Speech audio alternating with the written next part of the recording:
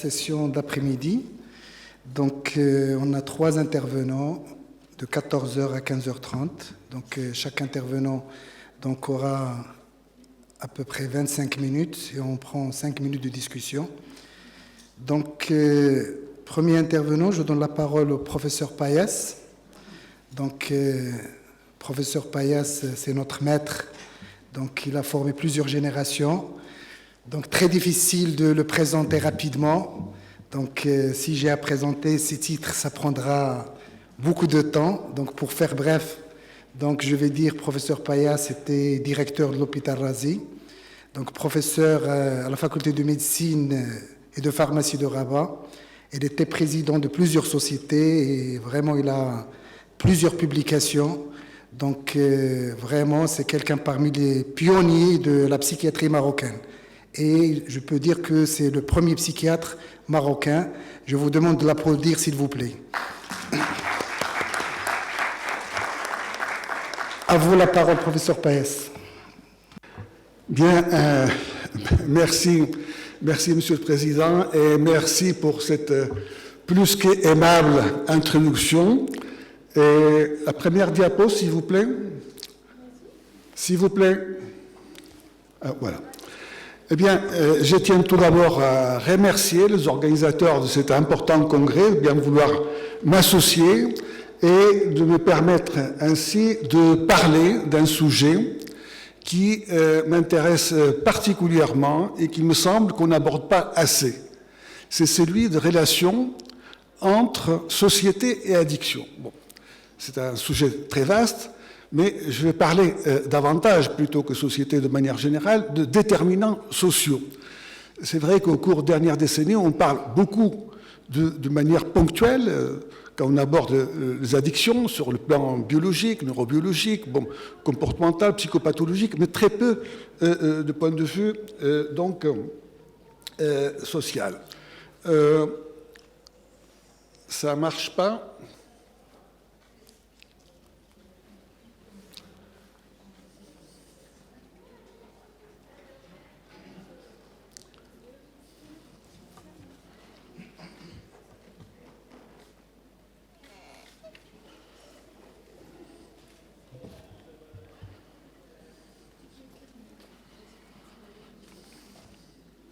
Ça va ? Oui, voilà. Donc, pour cette communication, aucun conflit d'intérêt.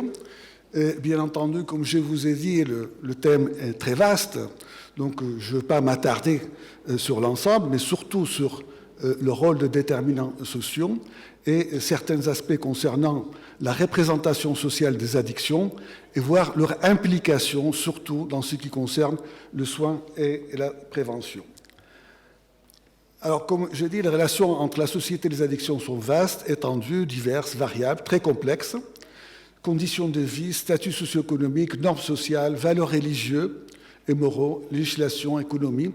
Donc, c'est une question, comme je dis, qui était très peu abordée, mais qui a, à mon avis, un aspect très important concernant le soin, la prévention et la recherche. Il est certain que le facteur biologique et psychologique joue un rôle crucial dans le développement de conduites addictives, mais le facteur sociétal, d'une part, il contribue à la jeunesse et d'autre part, il façonne la société.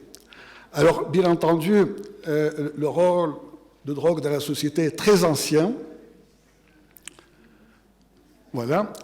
Depuis que l'homme existe, il y a de drogue, alors que ce soit il y a 5000 ans ou actuellement, on trouve de drogues qui sont utilisées du point de vue médical, du point de vue social, du point de vue religieux. Pour citer que le cannabis, par exemple, le cannabis a été cité dans des pharmacopées d'il y a 5 ou 6 000 ans, et actuellement, on utilise à nouveau le cannabis comme thérapeutique. Du point de vue social, vous savez que, par exemple, en Espagne, il y a environ 300 000 débits de boissons alcooliques, donc ce qui fait un débit pour 170 habitants. Donc c'est plus que des lits pour habitants. Et pourtant, ce n'est pas une addiction, ce n'est pas un problème, c'est beaucoup quelque chose de plutôt de social. Et bien entendu, quand on parle actuellement des addictions, ce n'est pas dans le sens de rôle médicinal, social ou religieux, c'est plutôt parce qu'ils représentent un problème de santé publique. Ce n'est pas la peine de dire que l'addiction est un problème complexe, et comme tout problème complexe, il a une pathogénie complexe et de solutions complexes. Alors, comme vous savez tous, actuellement, on considère que les addictions, c'est une maladie des cerveaux, une maladie récurrente, qui a besoin de soins, et on connaît très bien actuellement la plupart des circuits neurobiologiques des addictions. Il y a eu en 1997, avec cet article précepte de Lechner, qui était directeur de NIDA à l'époque, qui a dit que les addictions, c'est une maladie, mais déjà à l'époque, il dit que c'est une maladie pour laquelle le contexte social dans lequel elle s'est à la fois développée et exprimée sont d'une importance cruciale. Pardon, parce qu'il y a, vous savez, ce que je ne vois pas, ce n'est pas ce qui est à l'écran, c'est pour ça que parfois il y a cette dissociation. Et on constate également un de père de la toxicomanie et de l'actéologie en France, qui est le docteur Claude Olivenstein, disait que l'addiction est une rencontre entre un produit, un individu, un contexte socioculturel. Donc depuis toujours, même quand on insiste sur l'aspect neurobiologique, on fait évoquer également le contexte social. Alors, il y a une chose qui m'a toujours frappé, que ce soit pour les addictions, pour n'importe quelle maladie, c'est cette espèce d'évaluation qui a été faite par le Centre de diagnostic de maladies, de contrôle de maladies d'Atlanta, aux États-Unis, qui présuppose que ce qui détermine la santé d'une population, on trouve environ 75% de facteurs en rapport avec l'environnement et le mode de vie. Et que le gène, la biologie, c'est 5%, et que les soins médicaux représentent 20%. Ça veut dire que si on agit sur l'environnement, sur la société, sur le mode de vie, on peut obtenir beaucoup de choses positives. Malheureusement, que ce soit pour les addictions, ou que ce soit pour le reste des pathologies, que ce soit les pathologies mentales, etc., on n'aborde pas, en tout cas dans le cadre médical, cet aspect qui est important. Alors, c'est quoi les déterminants sociaux de maladie? Alors, les déterminants sociaux de maladie, de la santé, sont les circonstances dans lesquelles les gens naissent, grandissent, vivent, travaillent et vieillissent, ainsi que les systèmes mis en place pour faire face à la maladie. Ces circonstances seront à leur tour façonnées par un ensemble plus large de forces, l'économie, la politique sociale et la politique générale. Ça, c'est, je cite l'OMS. Donc ici, vous voyez, dans cette représentation de différentes étapes de la vie, voilà, il y a de facteurs divers qui vont depuis l'assistance médicale, depuis l'éducation, depuis le climat, depuis des relations interpersonnelles, qui vont intervenir depuis la naissance du sujet jusqu'au son vieillissement, jusqu'à sa mort. Et tous ces facteurs-là vont avoir une incidence importante sur la santé de l'individu.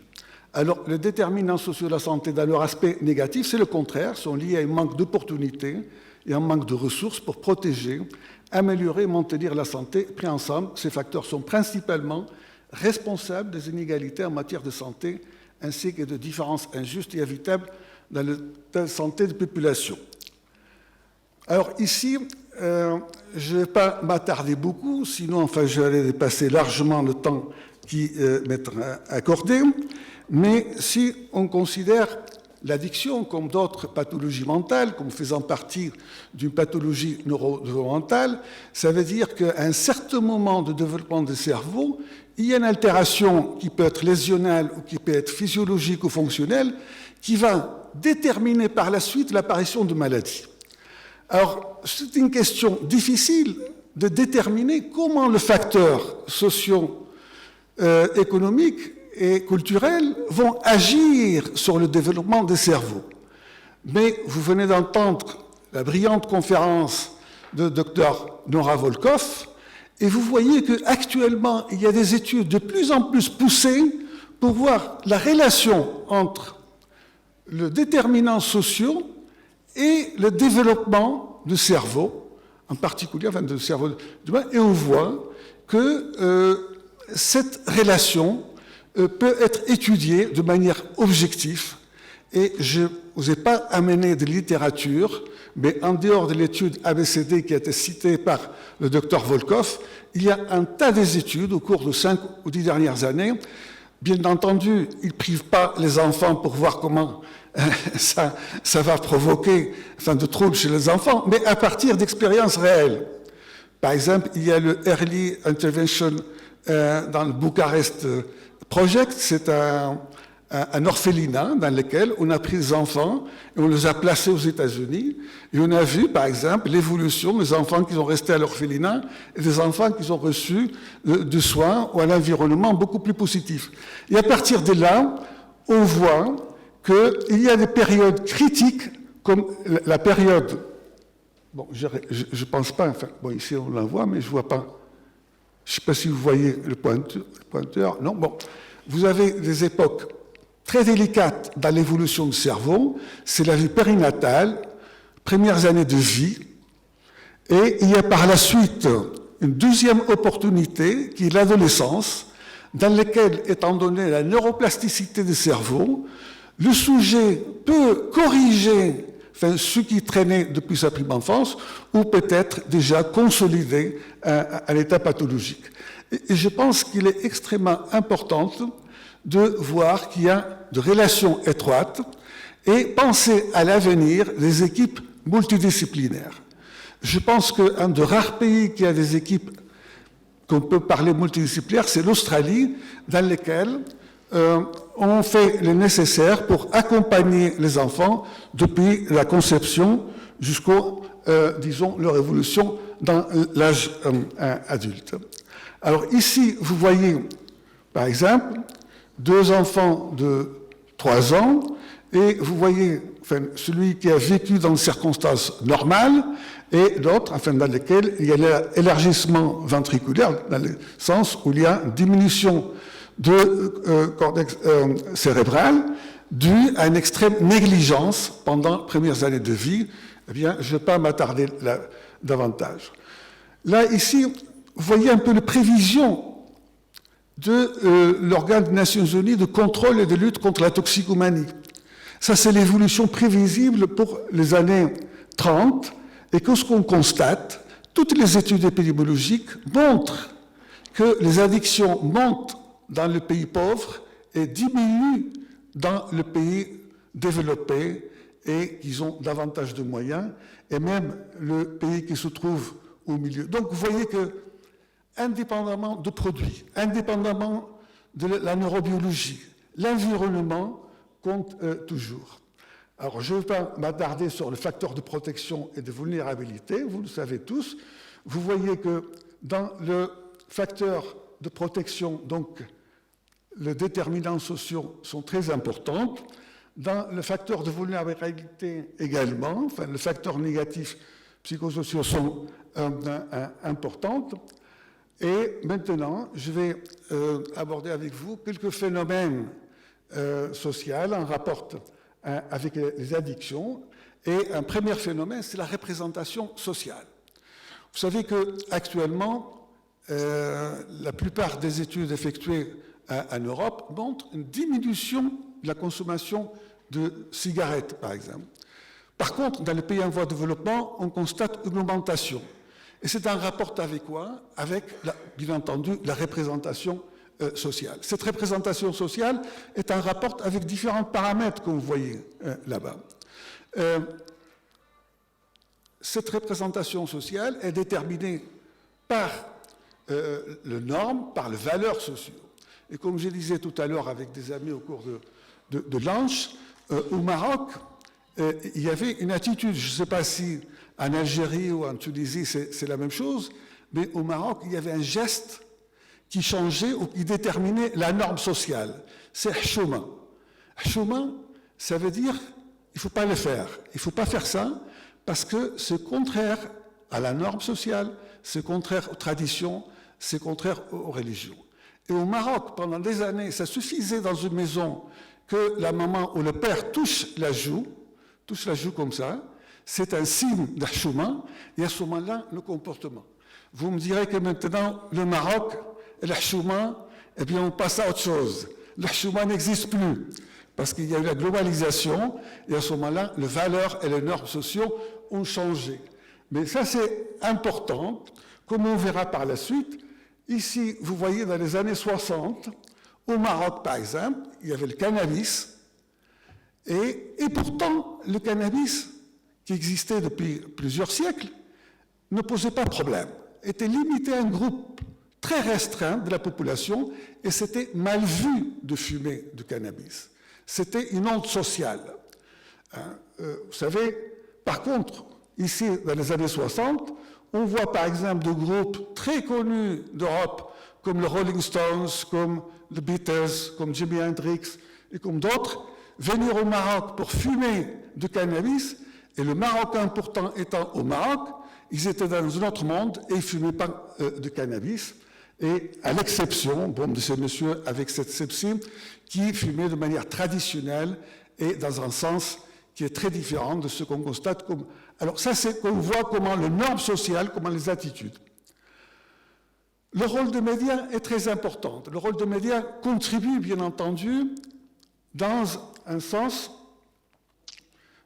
positif ou négatif.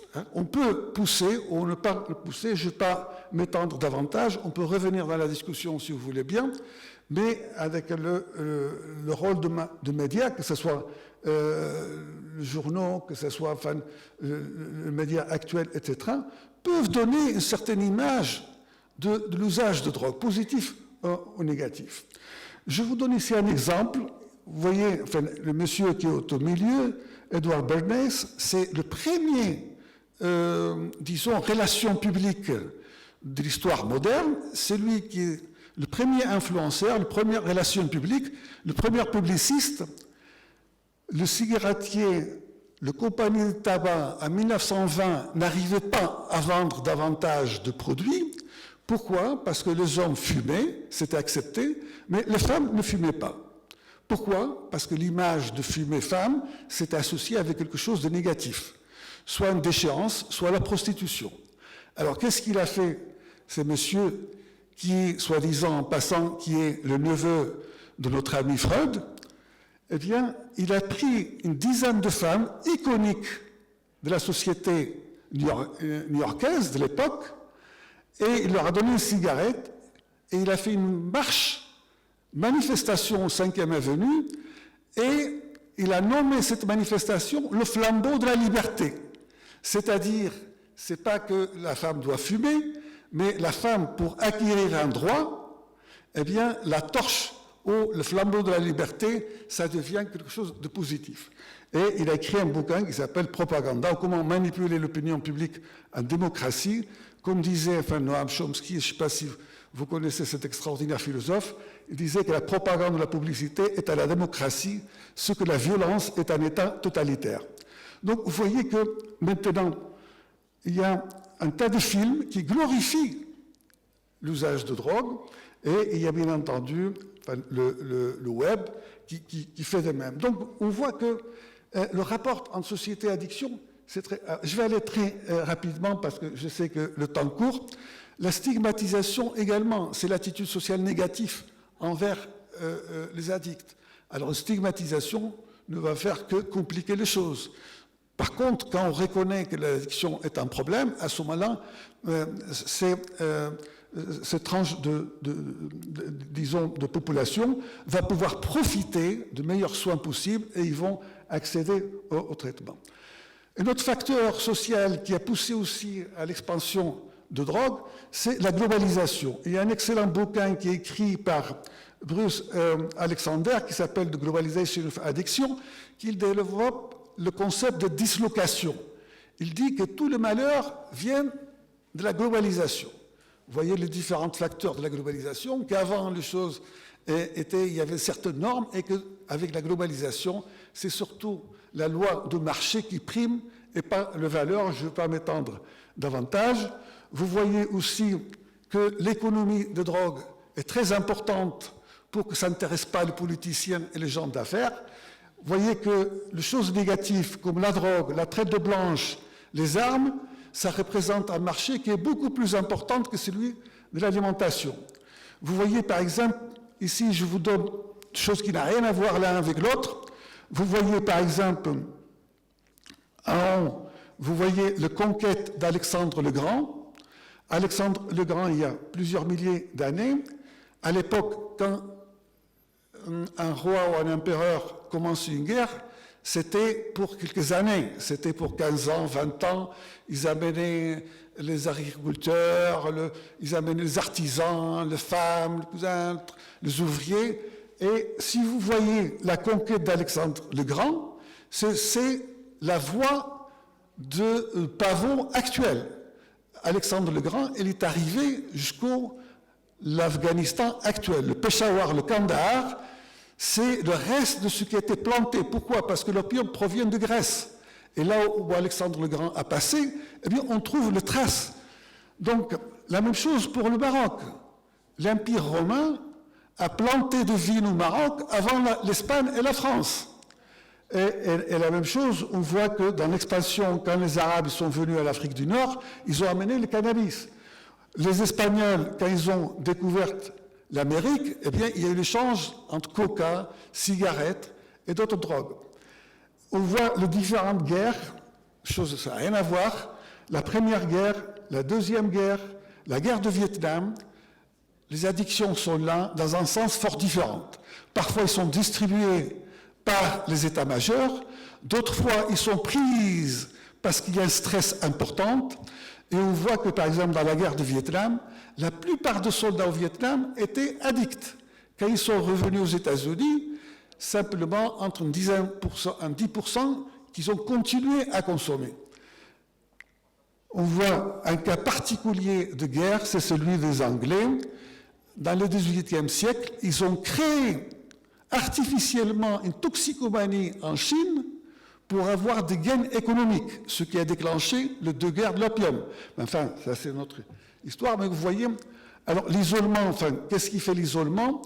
Eh bien, l'isolement, c'est comme les guerres, et il augmente le stress, et on voit que dans toutes les circonstances d'isolement, la consommation de drogue augmente, que ce soit pendant le Covid, que ce soit dans les prisons, et là, enfin, je ne sais pas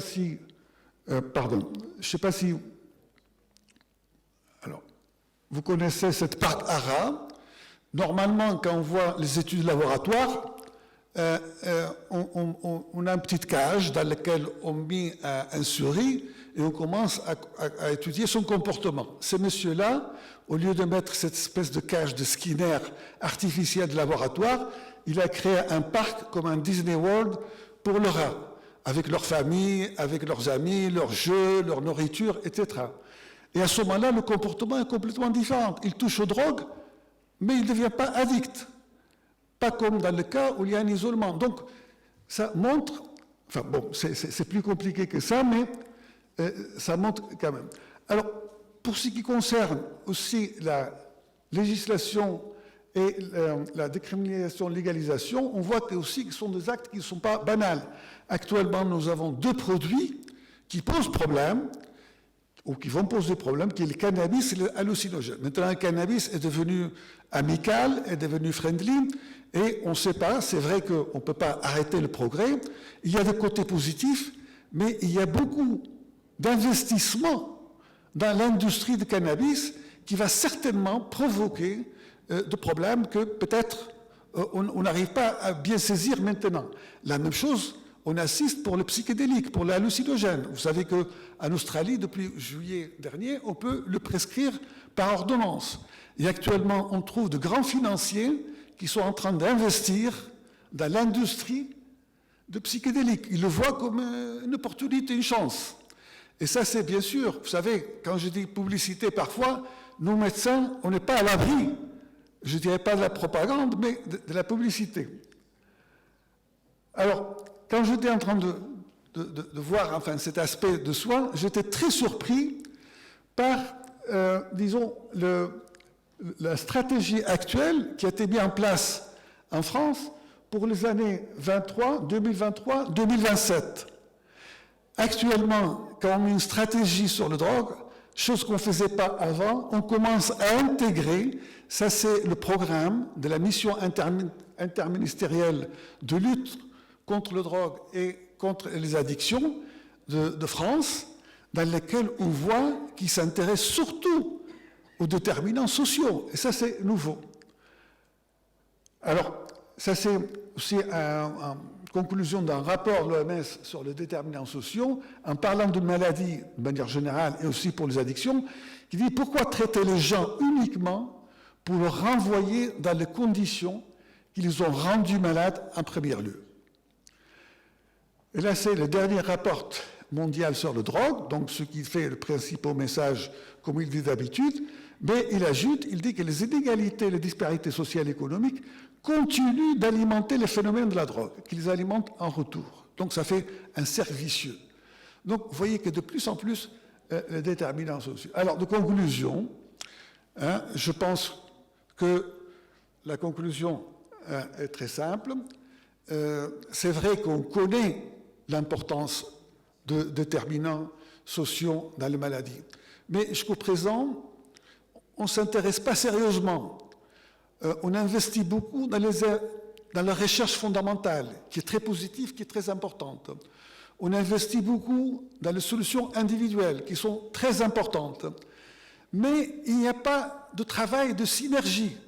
Il n'y a pas de travail en équipe multidisciplinaire, c'est-à-dire qui peut aller depuis un pédiatre, un neurobiologue, un psychiatre, un addictologue, un urbaniste. Et ça, c'est très important que dans l'avenir, pour ce qui concerne la prévention, qu'on puisse mettre en place, depuis le début, des structures nécessaires pour faire de telle sorte que les déterminants sociaux soient positifs plutôt que négatifs. Et merci pour votre attention.